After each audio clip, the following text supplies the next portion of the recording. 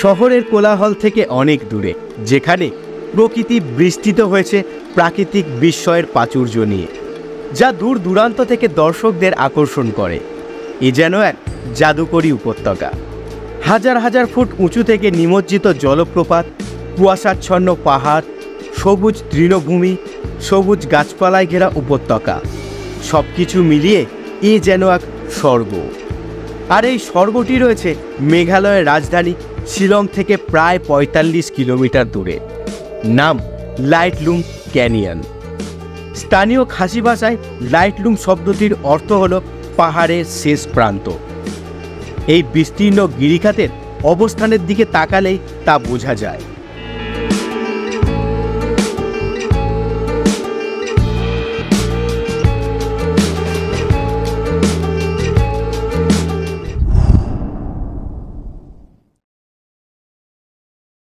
সুপ্রভাত সকল দর্শককে, চলে এলাম আবার নতুন দিনের নতুন ব্লগে।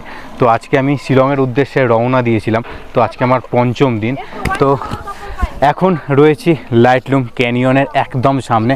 তো জাস্ট গাড়িটা পার্ক করলাম আর এবার সোজা চলে যাব হচ্ছে লাইটলুম ক্যানিয়ন দেখতে। তো ভিডিওটা শেষ পর্যন্ত দেখতে থাকুন, আশা করি আপনাদের ভালো লাগবে। আর যদি ভালো লাগে অবশ্যই ইউটিউব চ্যানেলটিকে সাবস্ক্রাইব করবেন এবং ফেসবুক ও ইনস্টাগ্রামে ফলো করতে ভুলবেন না। তো জাস্ট এবার এক্সপ্লোর করা যাক। আর এই হচ্ছে লাইটলুম ক্যানিয়নের যে টিকিট কাউন্টার সেটা। তো এই সোজা গেলেই কিন্তু পড়বে লাইটলুম ক্যানিয়ন। আর এই হচ্ছে পার্কিং এরিয়া, জাস্ট এই সোজা গেলেও হবে বা এই দিক থেকেও আপনারা যেতে পারেন। তো আমি জাস্ট এই সোজা এবার বেরোবো।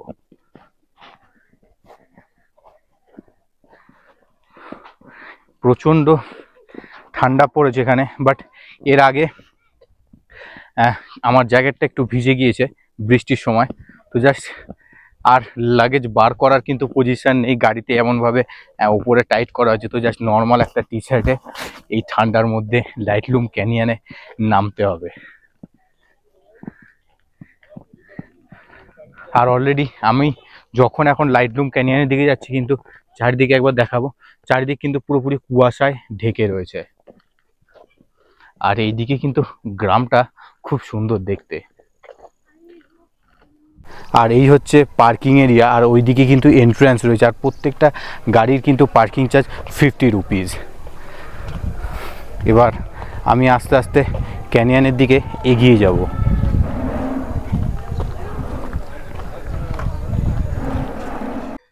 আর আজকে কিন্তু রাতে আমরা শিলংয়ে স্টে করব। জাস্ট এই লাইটলুম ক্যানিয়ন দেখে আমরা কিন্তু শিলংয়ের উদ্দেশ্যেই রওনা দেব। আর কালকে সোজা চলে যাব হচ্ছে গৌহাটি কামরূপ কামাখ্যার দিকে। আর এই হচ্ছে পুরোপুরি দৃশ্যটা লাইটলুম ক্যানিয়নের। এই লাইটলুম ক্যানিয়ন যদি মেঘে ঢাকা থাকতো তাহলে কিন্তু আমরা কিছুই দেখতে পেতাম না।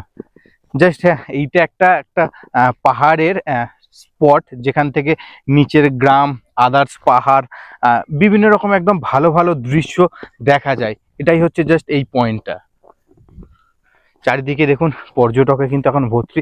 আর এখানে আপনি ঘোড়াও ভাড়া পেয়ে যাবেন এই নামার জন্য, চড়ার জন্য, ইভেন ফটোশ্যুট করার জন্য।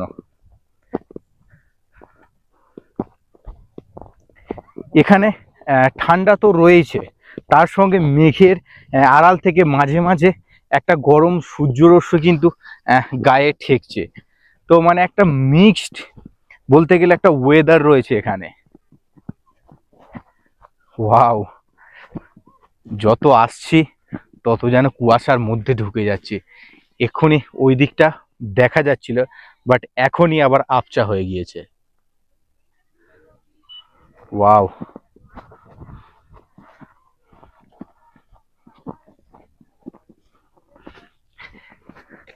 এর ফিলিংটাই কিন্তু আলাদা।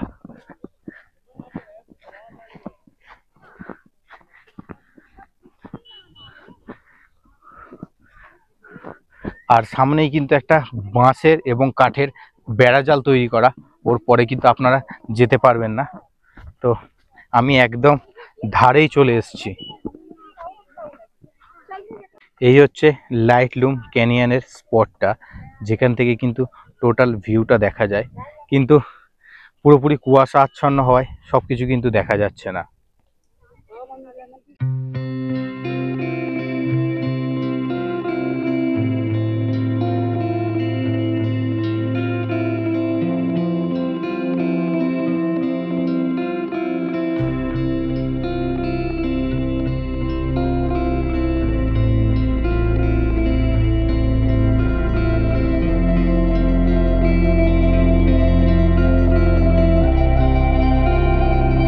এবার কিন্তু আস্তে আস্তে কুয়াশাটা কেটেছে, আর চারিদিকে জাস্ট ভিউটা লক্ষ্য করুন। চারিদিকে কিন্তু পুরো সবুজে সবুজ, ইভেন ওই দিকের পাহাড়টাও দেখা যাচ্ছে। চাইলে কিন্তু আপনারা ঘোড়া ভাড়াও নিতে পারবেন ঘন্টা হিসাবে, বা জাস্ট এই ছোট্ট ভ্যালির চারদিকটা ট্যুর করতে পারবেন। তো তার প্রাইস অনুযায়ী প্রায় 450 থেকে 500 টাকা এরা চার্জ করে। তো ওই দেখুন অলরেডি একজন কিন্তু সফরে বেরিয়ে পড়ছে ঘোড়া নিয়ে, আর এই দিকে এখনও ঘোড়া রয়েছে, আর উপরে তো আরও প্রচুর ঘোড়া রয়েছে। তো জাস্ট 450 থেকে 500 টাকা চার্জ নেবে, আর ভ্যালিটা কিন্তু আপনাকে এক রাউন্ড ঘুরিয়ে আনবে। এবার জাস্ট আমি একটা দিক এক্সপ্লোর করলাম, তো এবার ওই দিকটাও বাকি রয়েছে। ওই দিকটা কিন্তু দেখতে আরও সুন্দর। তো জাস্ট একবার ওই দিকটা ঘুরে আসবো।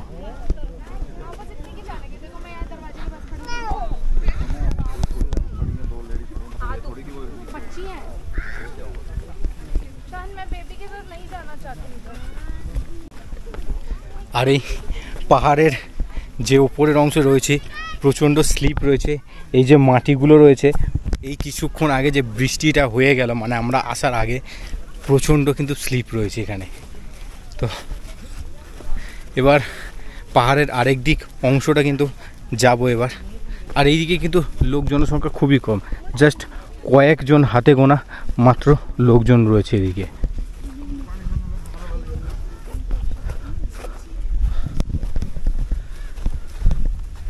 আর এই প্রথম পাহাড়ে এসে, মানে পরশু দিন থেকে বা তার আগের দিন থেকে যে ট্যুর করছি, টোটাল এই 4 দিন 5 দিন হয়ে গেল, কোথাও কিন্তু কোনো ট্যুরিস্ট স্পটে আমি ঘোড়ার দেখা পাইনি। জাস্ট এখানে এসে কিন্তু প্রচুর ঘোড়ার দেখা পেলাম। এই ঘোড়া করে মানুষ কিন্তু এই ভ্যালির চারপাশে কিন্তু ঘুরে বেড়ায়, মানে উপরের সাইড আপার সাইডটায় ঘুরে বেড়ায়। তো পাহাড়ের এই পাশে আসতে একটা ছোট্ট মতো পার্ক পড়বে। তো এখানে পার্কের ফিস রয়েছে, entry fee each person 10 rupees.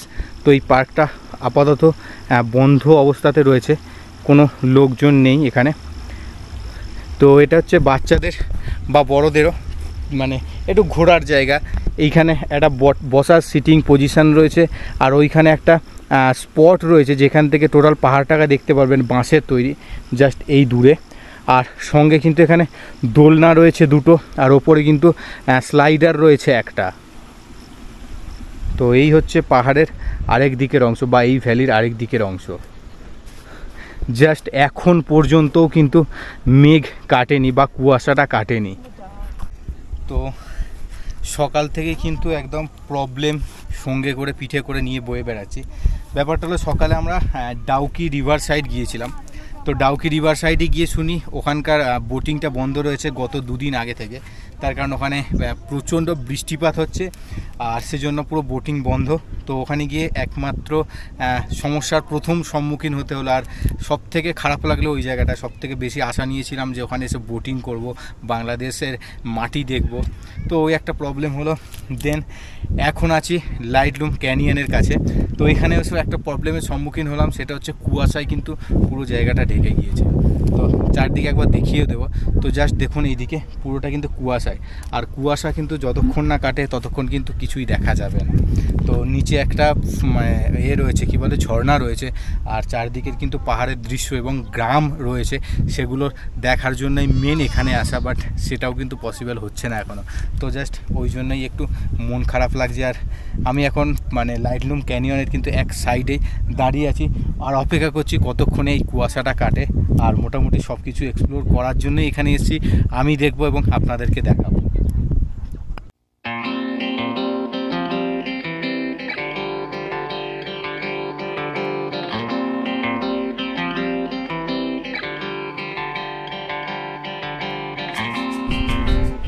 তো জাস্ট 30 মিনিট পর কিন্তু কুয়াশাটা কাটলো, আর কুয়াশাটা কাটার পর কিন্তু এই ভিউটা আমাদের চোখে পড়ছে। এইদিকে একটা পাহাড় রয়েছে, আর পাহাড়ের পাশে ওই দূরে একটা ঝর্ণা, তার সঙ্গে নিচে দেখা যাচ্ছে ওই দূরে একটা গ্রাম। ওয়াও! তো এখন রয়েছি লাইটলুম ক্যানিয়নের কাছে, আর এটা আমার মোবাইল থেকে শ্যুট হচ্ছে। তো জাস্ট সবে মাত্র কুয়াশাটা কাটলো, এবার কুয়াশাটা কাটলো আর দূরের দৃশ্য আমি দেখাবো না, সেটা কি আর হতে পারে? তো জাস্ট এবার দূরের দৃশ্যটার জন্য ওয়েট করুন। এই হচ্ছে পুরো লাইটলুম ভ্যালি, আর ওই দূরে দেখা যাচ্ছে একটা পাহাড়, আর তার নিচে রয়েছে একটা বড় ঝর্ণা, আর নিচে একটা গ্রামও রয়েছে। তো জাস্ট একবার দেখাই, এই নিচে দেখা যাচ্ছে একটা ছোট্ট মতো গ্রাম। এই দূর থেকে ছোট্ট লাগছে, বাট গ্রামটা কিন্তু অনেকটাই বড়। আর ওই দূরে পাহাড়ের দৃশ্যটা দেখুন, জাস্ট ওয়াও। আর পাহাড়ের উঁচু জমিটা জাস্ট রোদ উঠতে এত সুন্দর লাগছে যে বলে বোঝাতে পারবো না। আর ওই যে বেড়াটা দেখা যাচ্ছে, তখন দেখালাম একটা ব্রিজ আছে, জাস্ট এরকম নিচু এসে আবার ওপর দিকে উঠে গেছে। এবার জাস্ট ওই ব্রিজের দিকে যাব, মানে ওটা সিঁড়ি রয়েছে, তার আগে একটা ব্রিজ রয়েছে, তো ওই দিকটায় এবার যাব। আর যখনই কুয়াশাটা কাটলো, সূর্যের দেখা পেলাম, তখন ঠিক ঠিক করছে লোক, মানে পর্যটক পুরো ভিড়ে ঠেসে গেছে এই কয়েক মিনিটের মধ্যে।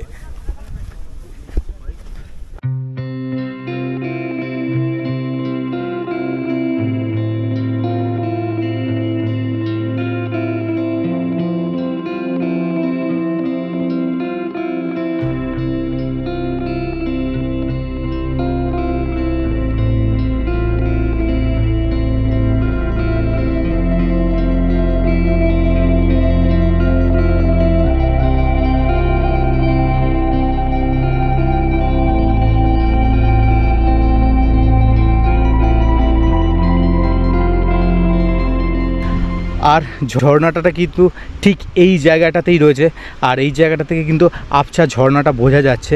জানি না ক্যামেরায় কতটা ধরা পড়ছে এই কুয়াশার জন্য। তো এবার ওই দিকটায় যাব, ব্রিজের দিকটায় যাব।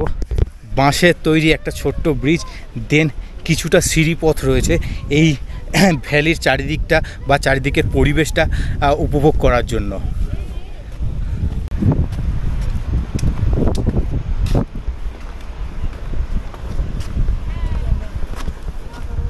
আর এই হচ্ছে সেই বাঁশের ব্রিজ। তো দেন এবার এইখান থেকে কিন্তু আমরা ভ্যালির চারিদিকটা উপভোগ করতে পারবো। আর এটাও কিন্তু পুরোপুরি বাঁশের তৈরি।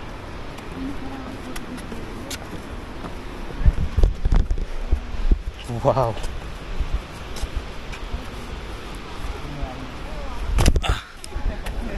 আর এখান থেকে কিন্তু ভ্যালিটাকে ঠিক এই রকম দেখতে লাগছে।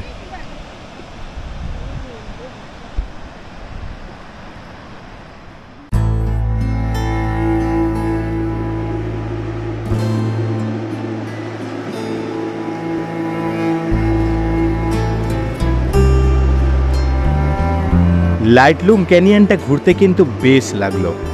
কুয়াশাচ্ছন্ন পাহাড়, তার সঙ্গে কিন্তু মাঝে মাঝে সূর্যরশ্মির হাতছানি, নিচে ছিল ঝর্ণা, আর ওপরে মেঘেদের খেলা। এ যেন এক অভূতপূর্ব পরিবেশ। আশা করি ভিডিওটি আপনাদের সকলকে ভালো লেগেছে। আর যদি ভালো লাগে অবশ্যই ইউটিউব চ্যানেলটিকে সাবস্ক্রাইব করবেন এবং পাশে থাকা বেল আইকনটি অবশ্যই প্রেস করবেন। সঙ্গে ফেসবুক ও ইনস্টাগ্রামে ফলো করতে ভুলবেন না। তো এখনকার মতো ভিডিও এখানেই শেষ। আবার দেখা হচ্ছে নতুন দিনের নতুন একটি ব্লগে।